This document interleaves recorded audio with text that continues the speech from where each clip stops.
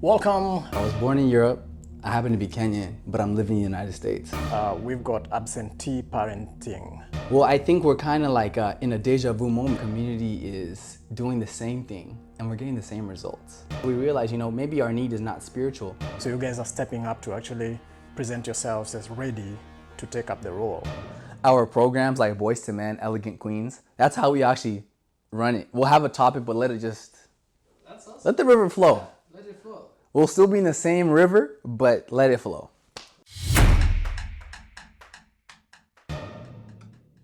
Welcome, viewers, ladies and gentlemen from all over the world. My name is Tony Shira, and this is TCTV 1 USA. My guest today is not just Tony Shira or any name that you know about, but I am talking about Justice. Ladies and gentlemen, please help me welcome Justice to the show. What's up? Thank you, sir. How you doing? I'm doing excellent. Good to see you. Thank you. Welcome to TCTV 1 USA. What a pleasure. Thank you. Please introduce yourself and let us know who is Justice. Well, my names are Justice Juguna. I'm a resident of Federal Way. Been here since 2005. Right. Previously lived in California, but I'm a Kenyan that happened to be born in Finland. Oh, okay. Yeah, so I was born in Europe. I happen to be Kenyan, but I'm living in the United States. How has that journey been? Like, how old were you when you left Europe? We were back and forth between Kenya and Europe, Okay. and then we came here to the United States 2001. Okay. Landed in California, so I was young. Right. But of course, that language barrier, learning Finnish, learning Right. Kikuyu, Swahili, and then you got to come here and learn English. Do you know how to speak Kikuyu? Can you speak Kikuyu? My Kikuyu is getting there. Okay. My Swahili is getting there. Okay. It's just learning so many languages. I had to get even rid of my accent, Right. because you come over here, kids were bullying people Right. growing up. You don't sound like them, so I had to kind of shave off Polish. my Finnish, get rid of the Swahili, the Kikuyu, so I could speak English better. So now I'm just trying to get my Swahili and Kikuyu better. Nice. Why is that important? I think there's a stigma when it comes to accents. People look at it, they're like, I don't know, I'm not speaking the way everybody else is speaking. I'm not fitting in. And so I guess that's why it was important for me to do that. Okay. And what have you so far found, like, getting some command of Swahili and Kikuyu? What have you found as benefits of that? I feel like I'm able to crossbreed into, I can hear the Swahili, I can hear the Kikuyu, so I guess I'm in a blend. But then I've realized, not everybody's in that blend. Right. I'm able to reach out with people who speak our mother tongue, Right. and then people who are speaking English. Cool. And so I guess it's called a code switch. That's what we call it. Right. So let me ask you,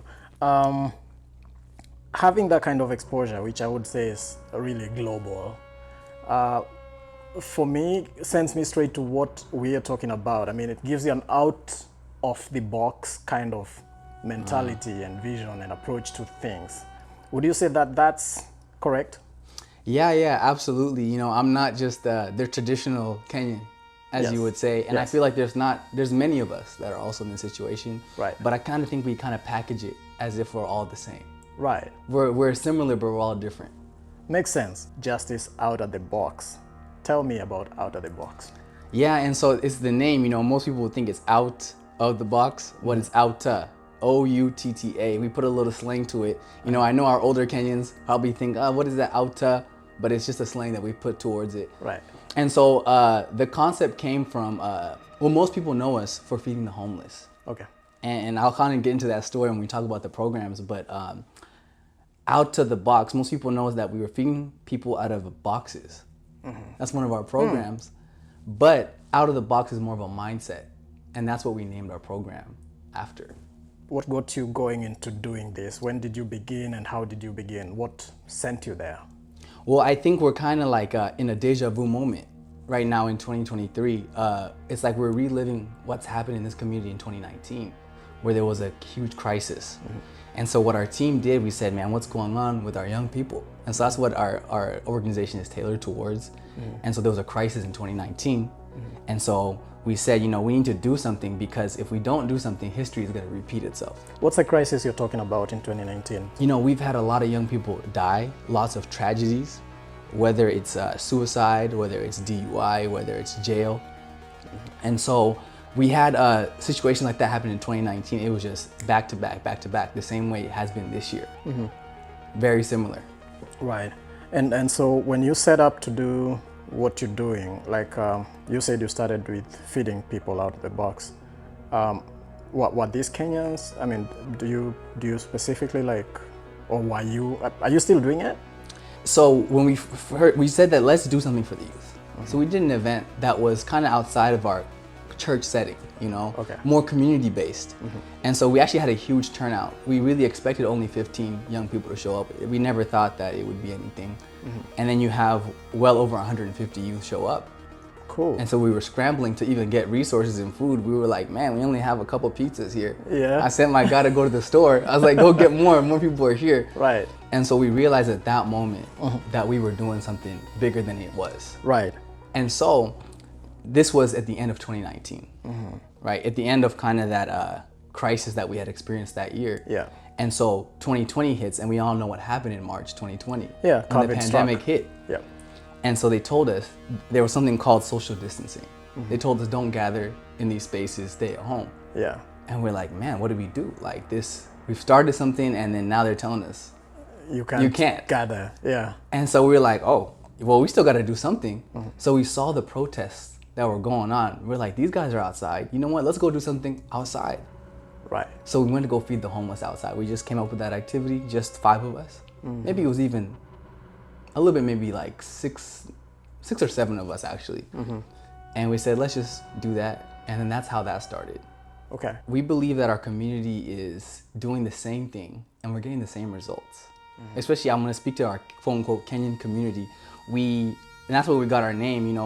We're our mindset's in a way of just, we do the same thing, we react the same way, we get the same results and repeat. And so we said, let's tailor our brand about investing in the youth. Because there's been a stigma in our Kenyan community, and maybe even just the African community in the whole, that we invest in people when they die, but not when they're living. And so we said, we want to create a campaign called Invest in the Youth Now. Okay. And so we realized what areas need investment. And so we've looked around our community and we realized, spiritually here in Seattle, we're covered. We've got several churches. Actually, even considering even more than 50 churches just here in our local community. So we realized, maybe our need is not spiritual, but we want to handle physical, mental, financial, and relational health. Okay. And those are issues that are not talked about so much. Right. That's quite interesting coming from a young person, because I want to think that looking at our older folk who've been here, these are the same things that they have experienced all through. But I haven't had like a group of old people doing what you guys are doing, and you're the younger guys. Yeah. And so I would say some of the members on our team have grown up in this community. Right. Since Sunday school age. We were babies. We've grown up here, and we've seen movement after movement after movement. I mean, 2004, there was a movement here. 2007, 2012, 2015, and then even 2019, there was a movement. So these movements come up and they die down, but there's never an actual practical solution, because we neglect to actually invest in something sustainable. Okay. That can even be passed on to the next generation. So I'm getting where you're going with this, because it feels like it's a channel where the transitioning of those great ideas, like from the movements that came up and died, lacked the next generation to pick it up and take it forward. Yeah. So you guys are stepping up to actually present yourselves as ready to take up the role, to carry it on. Absolutely. Perfect. Absolutely. And so I would say this is not just a federal way issue. I wouldn't say it's a Seattle issue. I think it's even across the United States or even globally. Like, we're dealing with a crisis. Correct. Especially in those areas, whether it's physical health, financial, mental health. That's a huge one. That's a huge one. stigma. And then relational health. Yes. And when I talk about relational health, there's I actually wanted you to talk about that. Yeah. What is relational health? Because that I think that's the first time I'm hearing that. And I think for the viewers here in Seattle, they can kind of relate to what was going on in the 2010s. We used to have so many weddings going on. And now it's not the case. What's happening? We've almost entered into a baby mama, baby daddy trend. And that's what's popular now. And so I don't think our traditional values of marriage have even been instilled. We don't know how to get into relationships properly. and That's not profound. and that's not being talked about. How do you talk to a guy? How do you talk to a girl? You know, how do you do all this stuff? And so I realized those things are not being talked about. And even on a deeper level of relational health, if it's not talked about, we enter into situations of domestic violence. Right. And that's where that happens, is because we're not investing in that area. That's quite interesting. You know, I'm listening to you and I'm thinking, come to think of it, I mean, when was the last time someone spoke about the trend? You know, like less weddings, what does that mean? Baby mama, baby daddy curve going up. What are the causes? Who is not doing what? That's quite profound. And so the thing is, the people who are in that situation, I want to hit that two ways. That's happening, but at the same time, we've also had like a negative stigma towards that, because if now let's say you do have a baby, right? The thing is, like, we've also seen lack of support from our community when that does happen. It's like you're shunned. It's almost because like you're canceled in our community. You're almost like regarded as not a legit parent. Yeah, but the thing is, these people need more support. Right. You know, you start questioning, should I even keep the baby? You know, and then we start saying, oh, I don't want to be in my child's life. And the thing is, that's the time we even need the support the most. And talking about that, it also precipitates a situation where we've got absentee parenting, you know, because these kids do not have both parents living together. Because if you're a baby mama or baby daddy, you're not there all the time to sort of like oversee your kid growing up. Absolutely. Which comes with its own challenges of that absenteeism. Absolutely. And so that's the trend that's been going on when it comes to relational health. And so that's why we said these are the areas that really need the most investment. I like that. So just to ask you, I mean, do you have like resources? Do you have people that are coming forward to be able to help? And I'm talking about this because I've been approached by a lady one time who tells me that she thinks men are no longer bold enough to go out to get a lady. Like, the ladies are there, girls are there, they want men who can be marriageable, marriage material. Yeah. But she's not seeing men that are marriage material. Yeah. Do you have people that are coming out to speak to you about that? I'm glad you brought that topic up, because that's also one of our areas of concern. You know, it's like, let's talk about the boy child. That's always a topic that always comes about. Are the men being able to approach the lady? But what's happened now, and you'll find that this is true, that most, not all, but most guys are, I would say, and I'm going to challenge our guys, we've become a little bit lazy. There hasn't been an investment with the boy child, and I'm not saying all guys are lazy, but the girls have really been ambitious. They have really stepped up when it comes to education, when it comes to their goals. They have been very serious, because there's been women empowerment. Right. But the boy child has been left behind. And so that now affects the relational health when you're trying to get to that stage. Right. That's very interesting. I have a twofold approach to that, and I'm going to ask your opinion about it. One, I understand, like, the society in America puts the girl child very highly up there, that anything she says goes. And so a lot of men have been cowed down to not trying to make a move, because you might make a move and you're accused of sexual harassment. Yeah. Do you think that's a contributor? Hold it. Okay. Hold the thought. The second thing is that men kind of feel like they've lost hope, because all efforts seem to be going towards improving the girl child, empowering the girl child, and so they feel disoriented. So whereas they could be out there and pushing up their art and skills, they kind of feel like alienated in a sense, because if there is a girl and a boy going for the same role and they have equal opportunities, probably because of this empowerment campaign, the girl gets the opportunity to be elevated. So the men kind of get disoriented. Do you think those two scenarios? Yeah, and I think I'm really for women's empowerment. I think that's been a great thing. But I'm scared, because there hasn't been, the guys have just tanked. You see, you've kind of shied down. Right. Big time. We shied down, you kind of just, okay, you know what, let me take a step back. Let me take that back role. But I think there needs to be that encouragement for the guys to step up, because if not, we're going to be left behind. Right. And That's, one of my teammates on our team, he said that it used to be the man used to bring the bacon home, Yes. but now the woman brings the whole pig. And so things have changed, have changed. and so that's why I'm saying that's why this area needs a lot of investment. And we need to have workshops. We need to have this as a common conversation.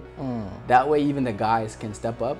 Let the women empowerment continue. Right. But let's not forget about these guys as well. Right. Yeah. So we need to encourage the boys to feel as confident as possible. I mean, so what would you say to a boy that feels they're ready and they see a pretty girl, but they're scared of making the move in the fear that, she might say, you looked at me indecently? I see. I would say shoot your shot, always shoot your shot. Shoot your But at the shot. same time, be respectful. Yes. Always be respectful, always maintain that boundary. But at the same time, I think if you're doing what you need to do and you're being respectful, it doesn't harm to take that shot. I like that. Yeah. I want to know, what are the programs you guys have in Out of the Box? What's your role and what are the challenges that you guys experience? Well, yeah, I happen to be the executive director of Out of the Box. And we have 5 programs. We have Impact Relief, formerly known as COVID Relief. That's our homeless feeding project, right? We have Boys to Men. We have Elegant Queens, EQ. We have another program called the Entry Program. And we have another one called the Out of the Box podcast. Okay. Yeah, those are our 5 core programs. Interesting. I don't know if we have time to delve into like what each of those seeks to achieve. Probably, if you have a moment, maybe. Yeah, I can give you a quick breakdown. Yeah. What we want to do with Impact Relief, with feeding the homeless, it's not even about feeding the homeless. Because actually with that program, the reason everybody found out about it, we've been able to feed and clothe 32,000 people. That's a big number. Just in Seattle, King County. And so that's why everybody hears, Out of the Box, they're feeding people out of boxes. That's how that came about. But it's about teaching young people about giving, generosity, and gratitude. Because if we can get that into young people, we can start serving our local communities. That's perfect. You're instilling a value in people. And so one more thing on that program is we also have an emergency fund for young people when a tragedy happens within the month. They need support. And so that's going to be a resource for them to get something. Great. Boys to Men, Elegant Queens, those are programs for mentorship to talk about topics that aren't discussed at church or school, just life issues. Yeah. Even some of the guys, we ask them, why don't you dress up? They don't know how to tie a tie. That's important, And my background is in, image. I've done a lot of stuff in pageantry, training, beauty queens and all of that. And so one of the areas that I used to consult on was image, whereby image says so much about you before you even open your mouth to speak. So listening to you, talk about Elegant Queens and Boys to Men, that says a lot to the image, the impression that someone creates when they see you walk past them. Absolutely. And so those are the life skills that we want to tackle in these, whether it's image, whether it's cooking, whether it's basic labor tasks. And so for me, I can't talk much about the ladies. Right. I wish you would interview a lady too to hear their perspective on their life issues. But that's why I'm speaking some more on the guy side. Guess what? Yeah. Right after this interview, I'll be speaking to Shiro, who just won Miss Africa North America the other day. Wow. So there you go. You see? That will be coming up. That's perfect. That's so perfect. Yeah. Look up to that interview. Yeah. I love it. I love this channel. Tell me about the next program. Absolutely. And so now also with the other program, the podcast, there's no media outlet for the young people that talks about the young people. That's really just a free space for the young people. And so we want to create that space. Right. And so like we have different segments on there. Like one of them is called We're Kenyan but We're Different. Okay. Like I was telling you earlier, like I was born in Finland. I'm Kenyan, but I'm living here. Right. What about the Kenyans that were born in the UK, but then they're here? The Kenyans who were born here, but they're Kenyan. Right. Or the people who were born in Kenya and they immigrated here. Yeah. They're not typical Americans. They are not native Americans. Yeah. They are sort of like the first impression created is that they are immigrants. Yeah. But everybody has a story to tell, and it's quite interesting. Right. Especially if you came here after from the 2000s or 2010 or 2020. Yeah, the story is quite different. Yeah. That's interesting. So the podcast does that. That's just one of the segments. We have a little bit more coming out that's going to be really fire. And that last program, the entry program. This is where it's more of like a career-based, business-based program. And that's really our main focus, I think, for investing in the youth. Right. We want to be able to give out some scholarships, some really big scholarships. We want to be able to give, or even just fun business ideas. Young people are brilliant, they have ideas. But like I said at the beginning, that we are investing in young people when they die, but not when they are living. Let's give these young people opportunity and purpose. When they are alive. Yeah, when they're alive. I really believe instead of, sending somebody with 40,000 in the grave, go pay their tuition off. Yeah. If they need 50,000 to start a business, don't give it to them when they're 6 feet in the ground. That does not help them. We believe that, they need a mentor to walk with, and they need opportunity. Come to think of it, I see Kenya as a very responsive community when someone has lost their life, and not as much when they're called to come and support someone achieve a certain goal when they're alive. And sometimes the reason someone is in the grave is because they lacked that support and got into depression and that kind of stuff, got into vices and got exposed. Yeah, and so it's tragic that that's how it is, and that's why we're saying our community is in a box. We have that same stigma of thinking, but it's time to get out of that box of thinking. I really believe it's time to put young people in their purpose and ask them what's really causing the depression. Is it a financial insecurity? I talked about financial health. Is it a mental health thing? Do we have enough resources to pay for people to go to therapy? Or do we just say, oh, go talk to somebody, but then not offer them the actual help? Right. So I really believe we need to be aggressive with helping young people with their purpose and not just being firefighters that react when the fire is there. Let's do an investigation to see what the real problem is. Great. So how do you raise your resources? How do you raise your monies? How do you get this money? You're saying like you're gonna give like scholarships and that kind of stuff. Among other challenges, how do you put together? And so that's what we have an upcoming event called Looking Beyond the Crisis. And so we're calling on to our community as a whole. They say it takes a village to raise a child, but we've seen as a village we've recently been bearing our young people. We'll take a short break. No worries. Here. Viewers, we are hanging out with Justice. Out of the box is going down right now. We'll be back in a short moment. Let's take a break.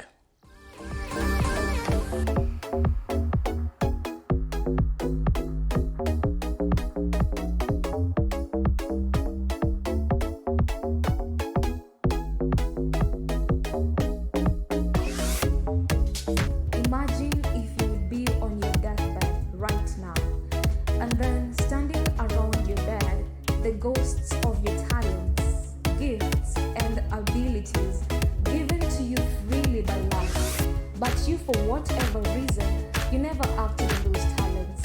And now, they're looking at you with large, angry eyes, saying, we came to you, and only you would have given us life. But now, we must die with it forever. So the question is, if you were to die today, what gifts, talents, ability would die with you? The richest place on earth is not the oil fields, or the gold and diamond mines, or the wild beasts. It is the graveyard.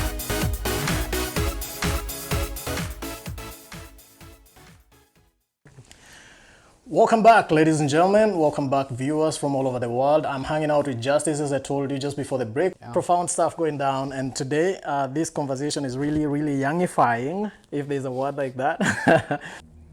We are not a village that is raising our children.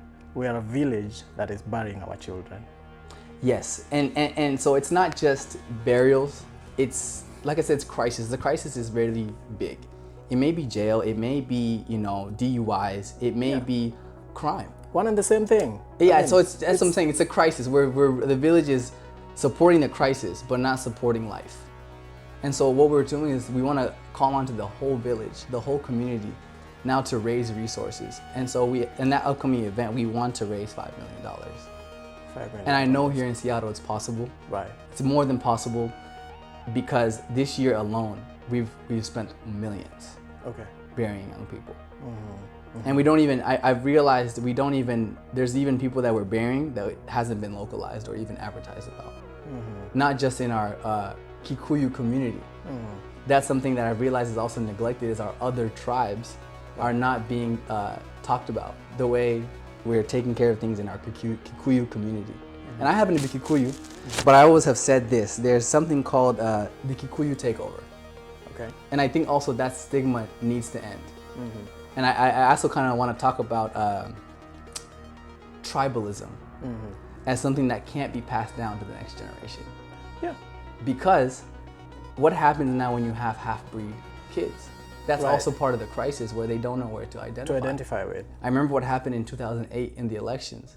I don't know if that could happen again in the next years, because what happens when you have a Maasai that marries a Kalenjin and then you want to talk about tribalism? Where does that young person stand? Once again, I said, we're Kenyan, but we're different. Right. Our stories are... Everyone has a different And story. what happens now, and I've seen this, that, you know, we have Kenyans that are marrying Americans. You're saying that they're not black, but at the same time, you're saying they're Kenyan. Where do we identify? Right. And so that's why I'm saying, you know, we really want to make sure we're investing the youth properly. Great. And addressing all these issues. And tribalism has to be one of those issues. Corruption happens to be one of those issues. It's not one of those things that we can pass down. How long are we going to keep talking about, oh, Kenyans are corrupt? Right. Oh, you know, we're dealing with tribalism. At some point, we must get out of the box. Right. And so that takes the youth coming up and facing up to it and talking about it and addressing it and coming up with actual practical ways to address those issues. Absolutely. And so, yeah, I think we want to raise these resources and make sure we're building something that's sustainable, that's also transparent, that people can trust. It's also innovative, you know, and so something that can actually transform the community. If it's not going to help this generation, but the next one to come as well. Right. Yeah. So you told me that the first time you had an event, you were targeting like just a few people and over 150 youth came through. That was a success. You've already done feeding for over 35,000 people. That's another success. Do you have other success stories that you can share with us and probably? Yeah. And so one thing is, you know, I think a success story is when somebody does fall into a crisis, we are able to help. And so we are youth funded, by the way. Everything we've done has been youth funded. We have had a few parents that have chipped in here and there, but majority of our funds are from the youth. And so one of the success stories I could say is that we're helping young people when they're in a tragedy. You know, we're also having conversations that are sparking change. And Boys to Men, Elegant Queens, we're talking about those life issues that can propel you into your career. And so there are a few people that one day I hope you can interview that have been impacted by Out of the Box. I'd be happy to. Yeah, I'd be absolutely. really And so happy those to. are the success stories. It's not about how many people we can feed and all that. It's about the people that we're impact- changing. The impact on the people that you've come in touch with. Yeah. We're just trying to just instill those values into the people. Cool. You hear people speak from different spots, like, this is my message to the youth, this is my message to the parents. Specifically as Out of the Box, what would you say to a young person out there that falls in the category of people that you target? I love that question. You know, my message to the youth would be this, you know, go for it. Go for it, and not just for your career, not just for your business, not for your idea, but go for your well-being. Go for your well-being. Go for your well-being and know that you're loved, know that people care about you. And find a good circle of friends that can support you. Find mentors that can encourage you. I really believe that us, especially being here in America, there's so much. But at the same time, my message to the youth is, you know, when you're in depression, when you're in anxiety, talk to somebody. And really actually talk to somebody, not just brush it over. So, Out of the Box, is it positioned in a way that, you know, people from all over can be able to access you? Maybe this is a good opportunity for you to maybe share your contacts so that people know Out of the Box is available. Yeah, so you can contact 253-353-0231, or another number you can call is 253-334-1234. 1902. Our website is outoftheboxnetwork.com. We're also on Instagram and Facebook. If you're looking for us, we're outoftheboxn. And so that's how you can reach out to us. But just know that you're not alone. Reach out for that help because it's actually available and you don't even know who you could be. That's what I could say to the youth. You never know. Perfect. Now, that's a very interesting message going to the youth from my youth. The one thing that I've observed is that most parents, especially of the Kenyan origin in America, are very, very busy working. They put in their life into work and almost zero time to family. What do you want to say to parents like those? Wow. I think I have two things to say to the parents. That's the first thing. When it comes to the parents, I realized that back home, there was an economical need. And you guys come to America to fulfill that economical need. But as young people, to the parents, I would say we have an emotional need. Our need is not economical. Yes. Not always do we need that money for you guys to provide. We're giving you school fees, we're doing this, there's pizza in the fridge. We need that time. Right. We need that time to talk to our parents, to talk to our relatives. That time and emotional support is the most key thing. You know, you can always get dollars, but that time, don't wish you could spend that time when it's too late. That's the first thing I could say to the parents. I like it. Another thing is I could say to the parents is you guys did a great job to immigrating to the United States. Great job. It's a challenge. To go from overseas, it's a challenge. Right. But what I could say is you guys brought us to the land of opportunities just to limit our opportunities. And what I mean by that is not every young person, especially when it comes to career and business, not everybody wants to be in healthcare. And that's been a huge stigma in our community, that everybody's in healthcare. We're in the land of opportunities with vast opportunities. Don't limit us to just go be a nurse, go be a doctor, or even just be an engineer or pilot. I would say this, we did a survey with young people, about 100 young people, and 39%, when we asked them what career they don't want to be in, they said other. Oh yeah? 7% said nurse. Okay. 11% said doctor. 9% said lawyer. Right. 3% pilot. And I'm curious to know, what is that other? If we're not in the healthcare field, what is that other? And so my message, another message I have for the parents, young people, they want to do stuff. They have ideas, they have all this. That's why you see us on TikTok, Rumble, Twitch. Right. You're not going to see us posting on a WhatsApp status. Yeah. You know, there's so many opportunities that are out there. Yeah. Let us go for it and support us emotionally. Awesome, awesome. I'm gonna put this interview on my Rumble account. I've got it on. You got a Rumble? Yes, most people, most people don't know what a Rumble account yeah, most is. people don't know. People Rumble. are still just getting used to WhatsApp right now. Yeah. And Facebook, so. Right. You are big on statistics. The first time I heard about you, someone was talking statistics about, like how many young people are in jail, how many people have been in DUI cases, how many people are, we've lost, and that kind of stuff. And one of the origins of the Kenyan community is actually the church. I would say, other than the church, I can't remember, or I can't see any other meeting point for most of the Kenyan communities. As a central organ that unites Kenyans, what would you say to the church? When it comes to spiritual matters, they're amazing. I would really say the churches have done a great job. But, as a human, you're not just spiritual. There's other needs. And I think that's what's unaddressed. I feel like there have been some churches that have closed their doors to young people. And it's unfortunate that that's the case. How is that? Is that consciously or by the programs that they run? What do you mean? I'm not sure. I want to get down to the bottom of it. But I do know this. Those church doors are open if we die. We'll have the Mambolezi. We'll get free this, we'll get free that. So that's why I'm saying there's that support when it's too late. And so I would say that church would need to extend a lending hand that really supports, especially young people.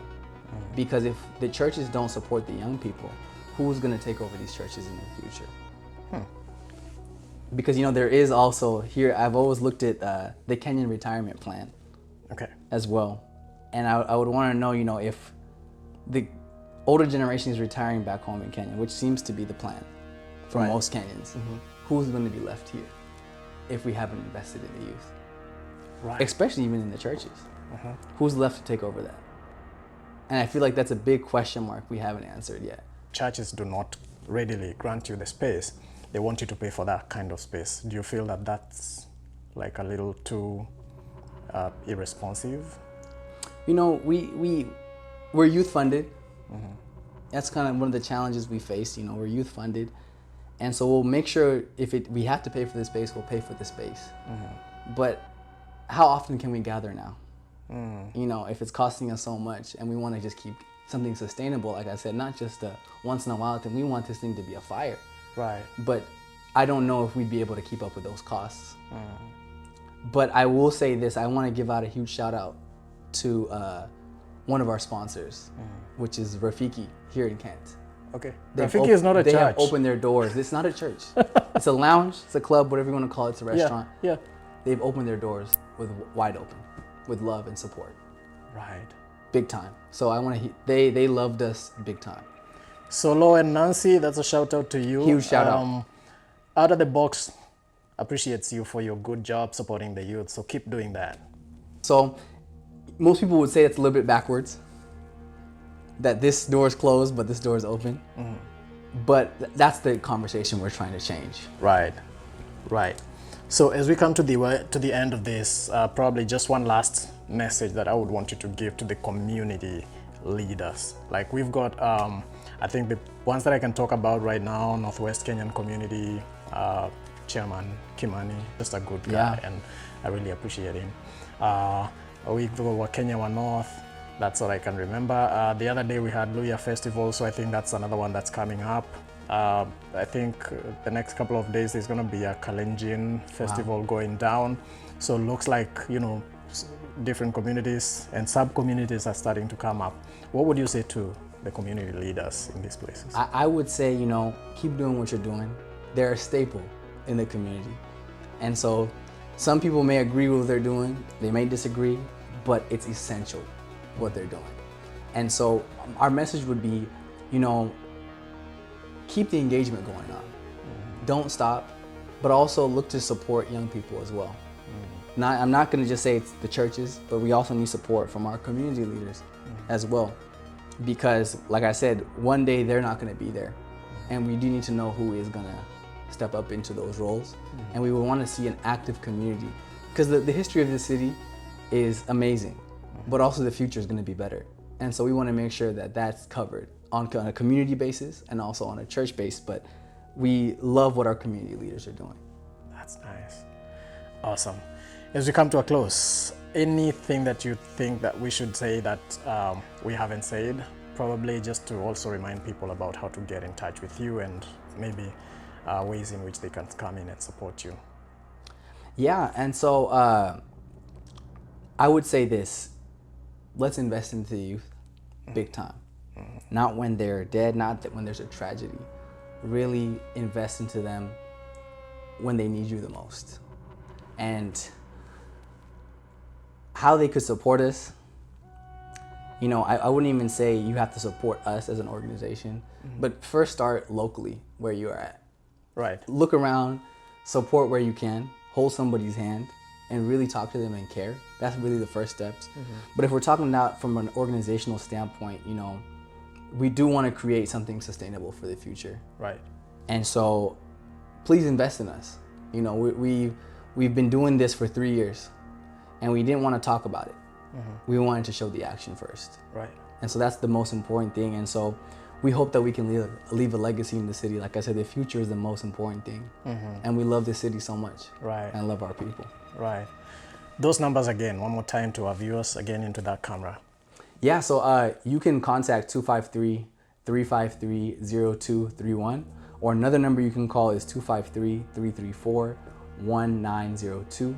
Our website is outoftheboxnetwork.com. We're also on Instagram and Facebook. If you're looking for us, we're at outoftheboxn. And so that's how you can reach out to us. So thank you so much. Before I let you go, I would like you to talk to people about the event that is coming up on 30th. I know there's something that is coming up. Yeah, that's September 30th, 2023. This is really going to be the start of a change of a conversation. And so it's called Looking Beyond the Crisis. We have to look beyond. We've seen the crisis, but we have to really look beyond. And so our target goal is to raise $5 million annually to really create something sustainable. And so that day we're going to start that hard conversation, you know, and so it's not just that conversation to be had on one day, but it's going to be an ongoing conversation. And our conversation is going to go into other events, Right. and we're going to speak about it because we want to aggressively pursue this cause because we've seen how aggressive this crisis is. We also have to be aggressive with the solution. Okay. Apart from yourself and the youth that are probably already signed up to you, who else is going to be there? Who are the speakers maybe? Yeah, and so we're going to have our ambassador from LA. We're also going to have Chairman Kimani talking about the history of the city and other leaders talking about where we've been. And then we'll talk about where we are and also the future. And so we are looking to have Congressman Jesse Johnson as well. Still yet to be confirmed, but we've worked with him in the past, busy schedule. But like I said, this is not just a one-time event. We're gonna bring these speakers back over and over again. We're gonna keep hitting that hammer. Awesome. Yeah. Awesome. Thank you so much, Justice. Thank you so much, Tony. Really Nice to appreciate see you. And you're welcome to TCTV One USA anytime. Thank you. If you have something that you think we should share with the diaspora, please feel welcome to come back. Great show. Thank you so much for having me. There we have it, viewers, ladies and gentlemen from all over the world. This is TCTV One USA, and that's been our interview with Justice. And this Saturday, 30th September 2023 is going to be a big event. I need to invite you to come in and support and show your love. And of course, let's take care of our youth. They are our future, and that future starts now. Remember to subscribe and share and like our interviews so we can grow this channel. Thank you so much. My name is Tony Shira. Thank you. See you around on the next.